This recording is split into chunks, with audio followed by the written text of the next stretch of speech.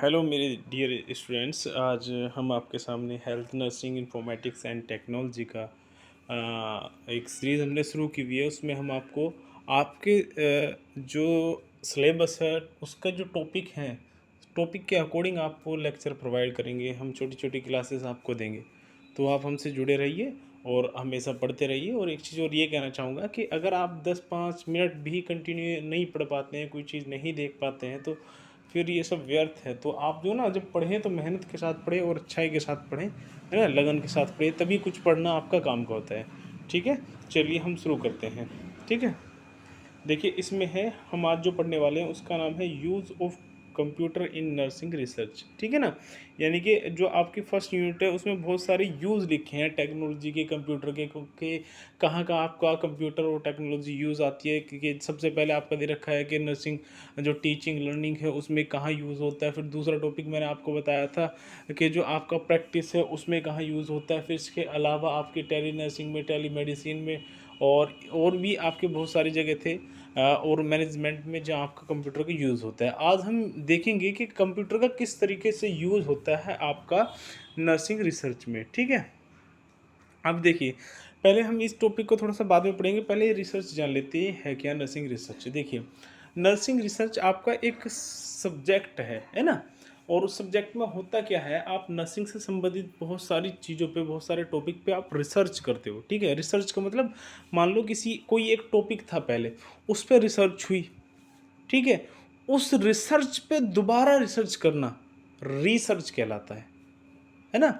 तो ये आपका रिसर्च होता है, यानी कि आपको जो है ना बार बार रिसर्च करके जो है ना कुछ अच्छी नॉलेज, अच्छी कंटेंट गेन करना है, फिर उसके अकॉर्डिंग अपने पेशेंट को सर्विसेज देना है।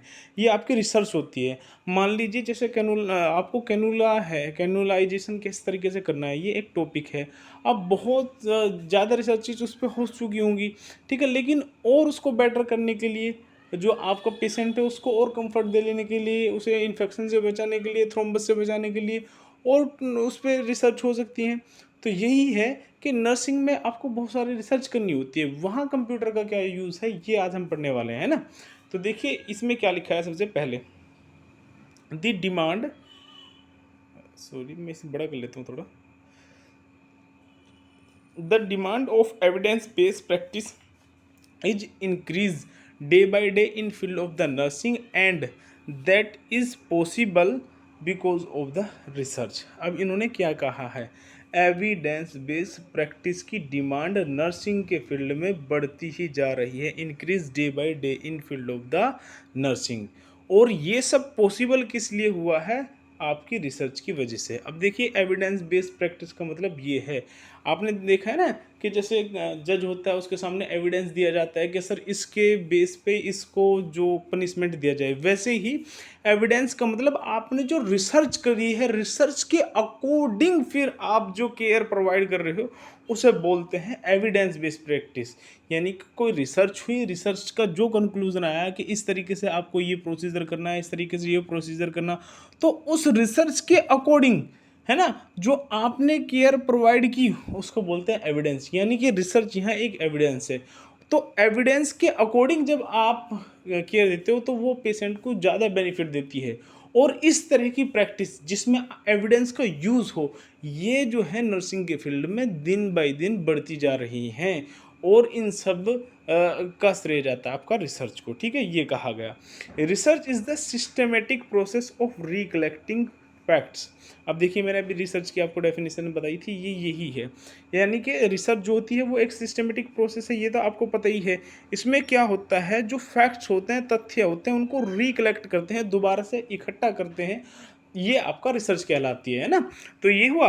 फिर उसके बाद देखिए, the computer have proven to be a great value in each step of the systematic process, right from the problem identification, reviewing the literature, selecting the research design, collecting data, perform analysis and the dissemination of the finding।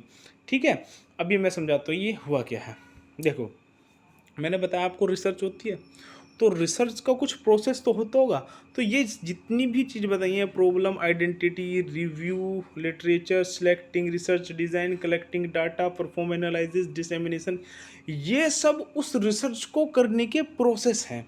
तो यहाँ इन्होंने क्या कहा कि जो computer है आपका, उसने ये प्रूव करा है कि आपके रिसर्च के जितने भी स्टेप हैं, each step of the systematic process, उन सब में ये आपको हेल्प करता है। अब फिर आगे ये बताएंगे किस तरीके से हेल्प करता है, सिर्फ आप सुनिए, है ना। फिर उसके बाद देखिए, the first step in the nursing process is to identify the research problem. इन्होंने कहा कि अगर आप रिसर्च करना चाहते हो तो उसका सबसे पहला स्टेप है कि आप जो आपकी रिसर्च प्रॉब्लम है, सबसे पहले उसको आइडेंटिफाई कर लो कि आपकी प्रॉब्लम है क्या। अब बहुत सारी प्रॉब्लम है ना, और एक रिसर्च पे आप बिल्कुल सेम टू सेम वो कर नहीं सकते हो research.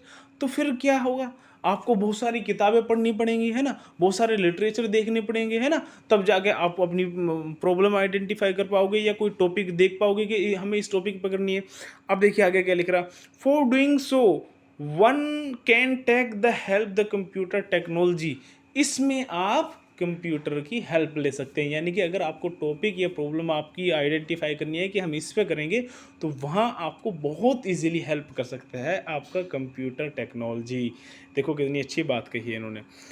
The research can use online source like Shodhganga, PubMed etcetera to the view different type of the research done in India. इन्होंने कहा ये बहुत सारे ऑनलाइन सोर्स हैं, जैसे शोधगंगा है, पबमेड है, इनके जरिए से आप डिफरेंट डिफरेंट टाइप की जो रिसर्च इंडिया में हुई है उनके बारे में जान सकते हैं। यानी कि आपको कोई एक टॉपिक लेना था, कोई एक प्रॉब्लम लेनी थी, उस पर रिसर्च करनी थी, आपको उसको ढूंढने के लिए उस टॉपिक को बहुत सारे लिटरेचर पढ़ने पड़ते। इससे बढ़िया ये है जो इंडिया में रिसर्च हुई हैं उनका ऑनलाइन डाटा आपके पास है, ऑनलाइन डाटा आप डालेंगे, सर्च करेंगे तो आपको ईजिली आपका टॉपिक मिलने की संभावना है, ठीक है ना। इसके बाद the limitation of this researches can be a good source for the identify the gap and make your problem statement. इन सभी लिमिटेशन को जो है ना रिसर्च की, ये कंप्यूटर बहुत दूर कर देता है, यानी कि आपको इजीली एक्सेसिबल बनाता है डाटा को ऑब्टेन करने के लिए, ठीक है। फिर उसके बाद देखिए आगे क्या लिखा है, ठीक है। इसमें लिखा है similarly for reviewing the literature on the topic under study, online source like Medline, PubMed, Cochrane's collaboration, Sinhole etc. can be used। इन्होंने कहा कि अगर आप रिव्यू ऑफ लिटरेचर करना चाहते हैं तो इसके लिए बहुत सारे सोर्स हैं, आपका मेडलाइन है, पब है, सिनहोल है, आपका कोक्रेन है, ये सब आपके ये सोर्सेस हैं। आप इनके थ्रू अपने जो टॉपिक है ना या रिव्यू लिटरेचर है वो सब देख सकते हैं, ठीक है। Online database provide the abstract as well as the complete research paper that provide an idea about the research design. आपको ऑनलाइन डाटा ही बहुत कुछ प्रोवाइड कर देता है आपके रिसर्च पेपर के लिए, ठीक है, जो आपको एक आइडिया देता है आपके रिसर्च डिज़ाइन के लिए, है ना।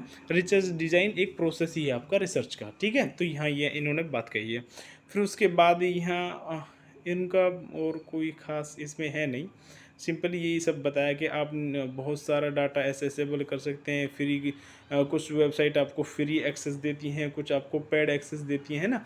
अभी जो कहा ना इन्होंने कि ऑनलाइन सोर्सेज अवेलेबल हैं, तो कोई पैसे में देगी, कोई फ्री ऑफ कॉस्ट देगी, ये कहा। लास्ट में जो लाइन है वो आप पढ़ लीजिए, computer assist in every step of the research process and save a lot of time and the money of the researches. ये है बड़ा इम्पोर्टेंट। देखिए जब आप कोई रिसर्च करते हो ना, तो आप ध्यान रखना उसमें बहुत ज़्यादा टाइम लगता है। अब से पहले जब कंप्यूटर नहीं था, एक रिसर्च करने के लिए ना लोगों को पता नहीं कितना कितना टाइम लग जाता था। इसके अलावा टाइम के साथ मनी बहुत ज़्यादा लगती थी, पैसा बहुत ज़्यादा लगता था। तो ये एक बहुत ज़्यादा मतलब पैसा लगना और टाइम लगना, ये बहुत ही प्रॉब्लमेटिक था पहले समय में। अब तो लोग कंप्यूटर की हेल्प लेके बहुत जल्दी कम पैसों में कम टाइम में रिसर्च को कर लेते हैं। तो ये आपका वो रोल है कंप्यूटर का रिसर्च में, यानी कि आपका रिसर्च का शुरू स्टेप से लेके फर्स्ट स्टेप से लेके लास्ट स्टेप तक आपकी जो हेल्प करता है वो कंप्यूटर करता है। तो इतना बड़ा यूज़ है आपका कंप्यूटर का रिसर्च के अंदर, है ना? तो आप ध्यान रखें और अच्छे से पढ़ें, अच्छे से मेहनत करें। अगर आपको कोई भी टॉपिक चाहिए ना, आपकी स्टडी से संबंधित, कभी भी आप हमें कमेंट कीजिए, हम आपके लिए वो लेक्चर प्रोवाइड कराएँगे आपको। और दूसरी बात ये कहेंगे, अपने दोस्तों को भी सेंड कर दिया करो यार, थोड़ा-थोड़ा सा, कभी-कभी, थोड़ा-सा अच्छा लगता है ना? ओके, चलिए मिलते हैं नेक्स्ट लेक्चर में।